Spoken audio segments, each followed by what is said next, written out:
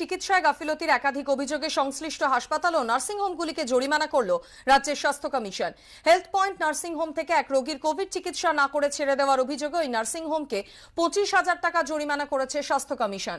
পরে পাম অ্যাভিনিউ এর বাসিন্দা ওই রোগীর মৃত্যু হয়। বিমার টাকা না আসায় মৃতদেহ আটকে রাখার অভিযোগে মল্লিকবাজারের ইনস্টিটিউট অফ নিউরোসায়েন্সকে কমিশন সতর্ক করেছে। হাবড়ার বাসিন্দা এক রোগীর মৃত্যুর ক্ষেত্রে সিএমআরআই হাসপাতালকে চিকিৎসায় গাফিলতির অভিযোগে 50,000 টাকা স্বাস্থ্য কমিশন জরিমানা করেছে। আর এক রোগীর থেকে 50,000 টাকা নিয়েও চিকিৎসা না করার অভিযোগে নেতাজি সুভাষ ক্যান্সার হাসপাতালের বিরুদ্ধে উঠেছে। ওই হাসপাতালকে 50,000 টাকা ফেরত দিতে বলেছে কমিশন। হাওড়ার এক নার্সিংহোমের বিরুদ্ধেও চিকিৎসায় গাফিলতির অভিযোগ।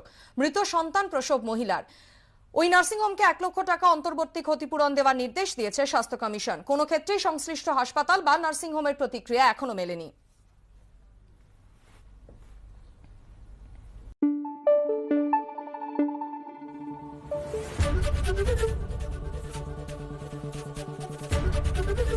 এবিপি আনন্দ, এগিয়ে থাকে, এগিয়ে রাখে।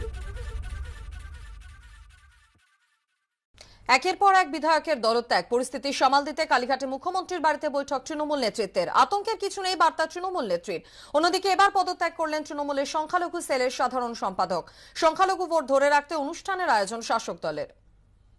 ভাঙন অব্যাহত তৃণমূলে। শুভেন্দু অধিকারী, জিতেন্দ্র তিওয়ারি, শিলভদ্র দত্তর দলত্যাগের পর এবার তৃণমূলের সংখ্যালঘু সেলেও ভাঙন। পদ থেকে ইস্তফা দিলেন সংখ্যালঘু সেলের সাধারণ সম্পাদক কবিরুল ইসলাম। এর কারণ হিসেবে গোষ্ঠীদ্বন্দ্ব ও পিকেট টিমের বিরুদ্ধে ক্ষোভ প্রকাশ করেছেন পদত্যাগী নেতা। সংগঠনের এই যে সংখ্যালঘু সেলের চেয়ারম্যান সম্মানীয় মন্ত্রী সিদ্দিকুল্লাহ চৌধুরী এবং প্রেসিডেন্ট হাজি নুরুলের মধ্যে দ্বন্দ্ব। কারণ কিছুদিন আগে রাজ্য কমিটির ঠিক হওয়ার পর জেলা কমিটির জন্য বলা হয়েছিল আইপ্যাকের তরফে। তারপর হঠাৎ করে বলা হলো জেলা কমিটি সমস্ত ভেঙে দেওয়া হবে।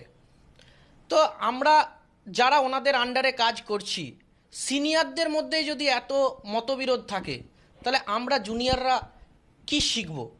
সেই জন্যই আমি আমার পদ থেকে আজকে ইস্তফা দিয়েছি।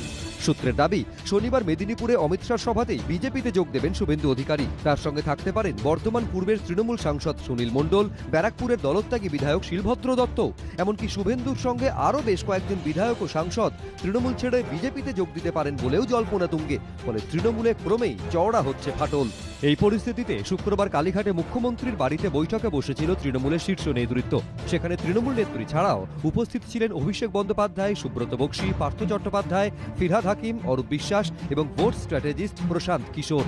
তৃণমূল সূত্রে খবর, বর্তমানে বিভিন্ন নেতা বিধায়কের দলত্যাগ প্রসঙ্গে দলনেত্রী মমতা বন্দ্যোপাধ্যায় বলেছেন, দলবদল নিয়ে আতঙ্কের কোনো কারণ নেই। যে কোনো পরিস্থিতির মোকাবিলা করতে তৃণমূল কংগ্রেস তৈরি আছে, কারণ মানুষ পাশে আছে। তবে জনসংযোগ আরও বাড়ানোর নির্দেশ দিয়েছেন তৃণমূল নেত্রী। সূত্রের খবর, বঙ্গধ্বনি কর্মসূচি 21শে ডিসেম্বরের জায়গায় আরও বাড়ানোর নির্দেশ দিয়েছেন মমতা। সেই সঙ্গে সিদ্ধান্ত নেওয়া হয়েছে, ভোটের আগে জেলা নেতৃত্ব যে রাজ্য স্তরের নেতাকে তাদের জেলায় চাইবে, সেই নেতাকেই ওই জেলায় যেতে হবে।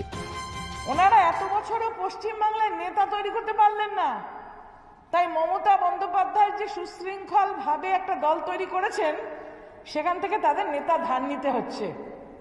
এবং কিছু কিছু নেতা আছেন যারা অনেক করে নিয়েছেন মমতা বন্দ্যোপাধ্যায়কে দেখিয়ে। সেই বিপুল অবৈধ অর্থ উপার্জনকারী কিছু নেতাকে তারা ভয় দেখিয়ে টানার চেষ্টা করছেন নিজেদের দিকে। 2011 বিধানসভা নির্বাচনে রাজ্যের 125টি সংখ্যালঘু অধ্যুষিত বিধানসভা কেন্দ্রের মধ্যে 91টি কেন্দ্রে জয়লাভ করে তৃণমূল ও কংগ্রেস জোট। 2016 বিধানসভা নির্বাচনে সেখানে তৃণমূল একাই 85টি আসন পেয়েছিল। 2019 লোকসভা নির্বাচনের নিরিখে রাজ্যের 125টি বিধানসভা কেন্দ্রের মধ্যে 93টিতে এগিয়েছিল তৃণমূল। সংখ্যালঘু প্রধান 10টি লোকসভা কেন্দ্রের মধ্যে তৃণমূল 7টিতে, কংগ্রেস 2টিতে এবং বিজেপি 1টিতে জয়ী হয়। আসন্ন বিধানসভা ভোটে তৃণমূলের সেই সংখ্যালঘু ভোটেই থাবা বসানোর হুঁশিয়ারি দিচ্ছে আসাদুদ্দিন ওবেসির মিম, জানিয়ে কয়েকদিন আগেও সুর চড়িয়েছেন তৃণমূল নেত্রী। মাইনরিটিসদের ভোট ভাগ করবার জন্য আবার হায়দ্রাবাদের একটা পার্টিকে ধরে এনেছে।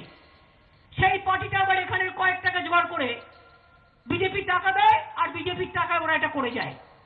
দেখেছেন আপনারা, বিহারের ইলেকশনে প্রমাণিত হয়ে গেছে। এই পরিস্থিতিতে সংখ্যালঘু ভোট ব্যাংক ধরে রাখতে কোমর বেঁধে নেমে পড়েছে তৃণমূল। শুক্রবার আন্তর্জাতিক সংখ্যালঘু অধিকার দিবসের অনুষ্ঠানে উপস্থিত ছিলেন তৃণমূলের হেভিওয়েট নেতা মন্ত্রীরা। কমিউনাল ভোটিং যাতে না হয়, সেকুলার ভোটটা যাতে একসাথে পড়ে, তৃণমূলে সেইটাই আমরা দেখব না।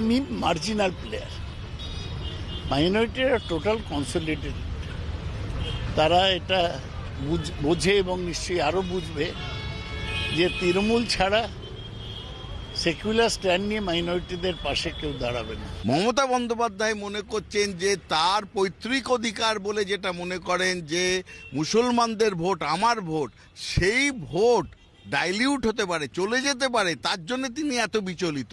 এবং তিনি মনে করেন অন্য কারুর অধিকার নেই এই ভোটে ভাগ বসানোর, থাবা মারার।